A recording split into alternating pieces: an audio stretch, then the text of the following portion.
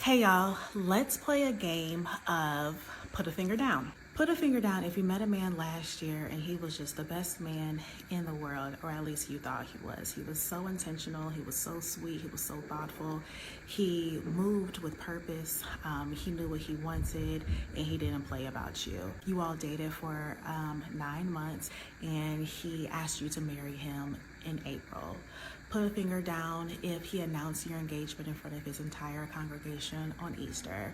Put a finger down if 2-3 days go by and you find out that your fiance had been cheating on you for about a good length of your relationship.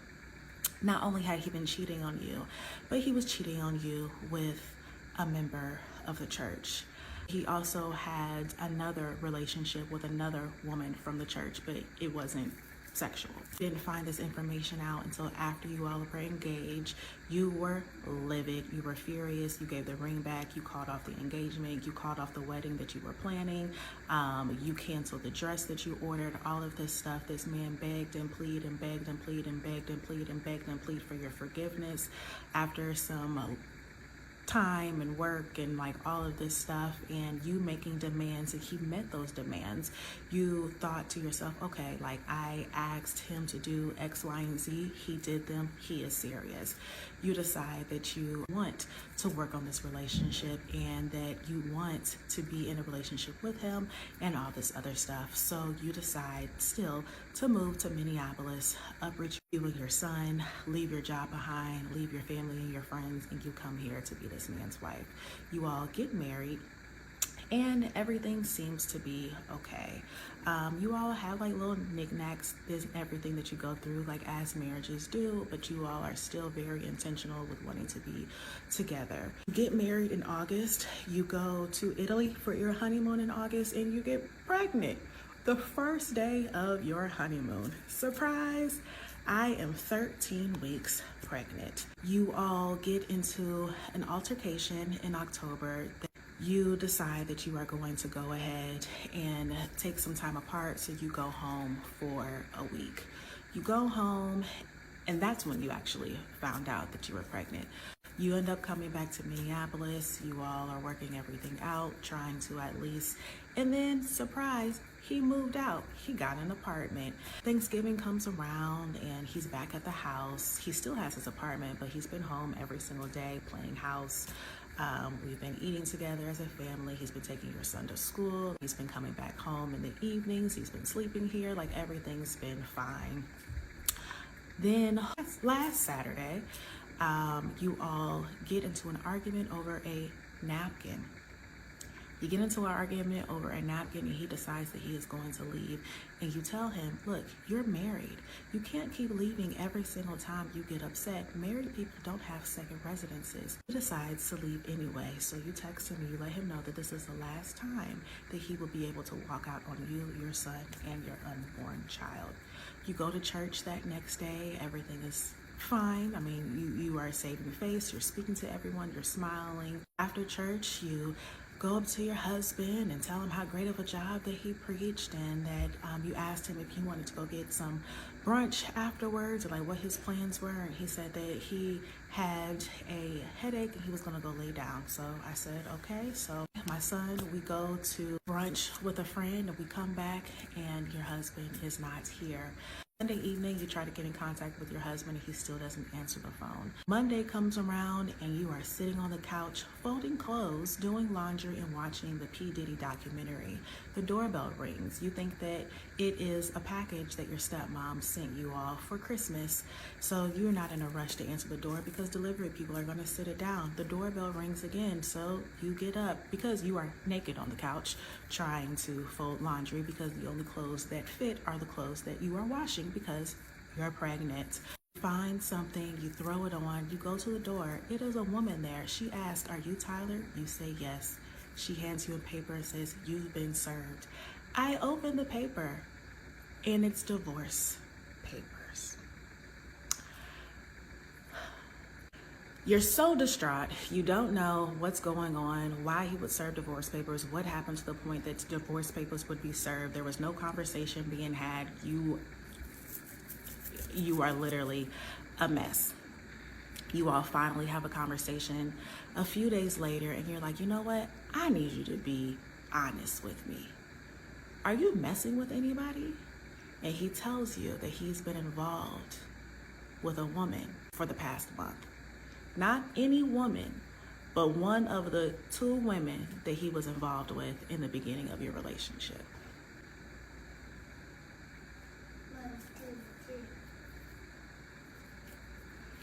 I'm putting all of my fingers down. Okay, hey y'all, so Pastor and I are in Italy for a wedding, and today is the welcome party. It's disheartening to have to make a video like this. I was going to allow it to pan itself out with the people that were involved, but the moment that my name came into it and screenshots are being posted with my name in it, I felt like I have to say something. I am not mistress. I am not someone that is maintaining an inappropriate relationship with your husband or anybody for that matter.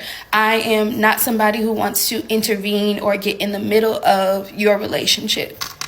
What you should know is that this person and I dated for approximately 3 years. We started dating in June of 2021, and I also loved and cared about him. I also experienced all of the lavish trips and Michelin star restaurants, and truly feeling like somebody loved and cared about me and truly felt like I could trust him. He and I maintained a relationship for about 3 years, and we lived together and everything. It was in the spring of 2024 that I found out some devastating news that my trust was broken and that I was humiliated. At that point, like you, I also tried to see if we could figure things out and maintain the relationship. That's not necessarily something that I would recommend to anybody today, but that is my truth. We decided ultimately in about May of 2024 that we were no longer going to attempt to work on our relationship and that we would cut things off. From that point, he and I did not maintain contact the same way that we had before. We really did take a lot of space from each other. And later on that year, he started to reach back out and ask if I wanted to go to dinner or brunch, etc., and would invite myself and my friends out. During these dinners and brunches, he would offer up that he is single, that he is by himself, that if he is going on these trips, he's going by himself, he's going on his sabbatical, and he's going by himself as a single man. To my surprise, he asked me to dinner in spring of 2025 of this year and let me know that he was planning to propose to someone. And I'll be honest and let you know that I absolutely crashed out in that moment because I felt like even though we weren't together, we had built a friendship over the last few months to where we could be honest with each other. I was frustrated because I felt like I didn't have a choice and that I didn't get an option of being able to walk away knowing that he was in a relationship with someone. I literally found out that you existed on that day. And when I checked in with other people, they let me know that they had been seeing your videos for a while and just thought that I knew. And that's why no one had told me. I talked to my mentor and he let me know that he was not about to propose, that he actually had already proposed to you before he said that to me. And I confronted him again and asked him why he had lied to me. I asked him what the reason was for not telling me that you were in a relationship this entire time. And he said to me that he didn't want to lose his best friend. I also that same day asked him if you knew about me and asked if he had talked to you about our past. And he told me he didn't think that that was necessary. I was really frustrated and I expressed that to him that day, that I didn't think that it was fair for anybody to walk into a scenario as delicate as this one, considering the context, that anybody should walk into this not knowing what's going on, especially when there are plenty of other people in the congregation that know. From that point, I decided that I did not want to maintain even a platonic friendship relationship with him and that my trust had been violated again at this point. And so I stopped communication with him, eventually blocked him on my phone, blocked him on social media, etc. It was October 25th of this year, which you know is his birthday, that I received a call that was not his personal number and not his social media, reaching out to me to let me know that he had been in what you would call an altercation that ultimately left him hit by a car.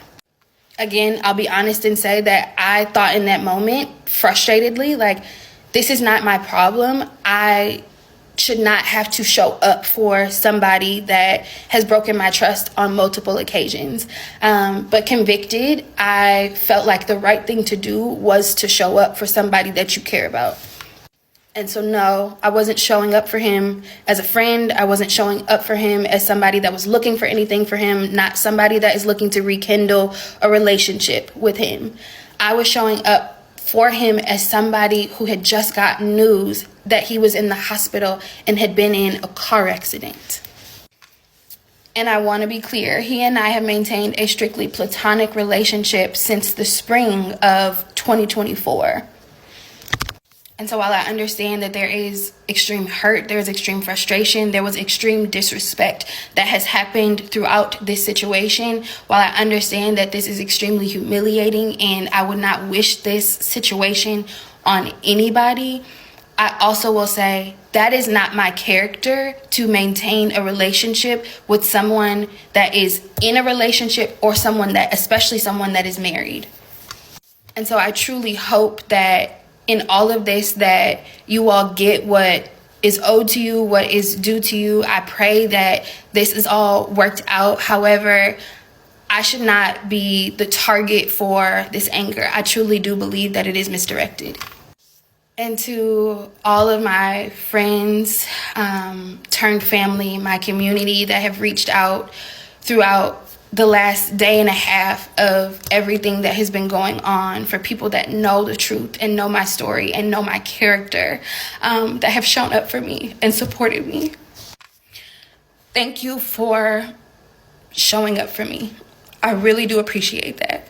And I hope that this all gets worked out, but I am not anyone's mistress.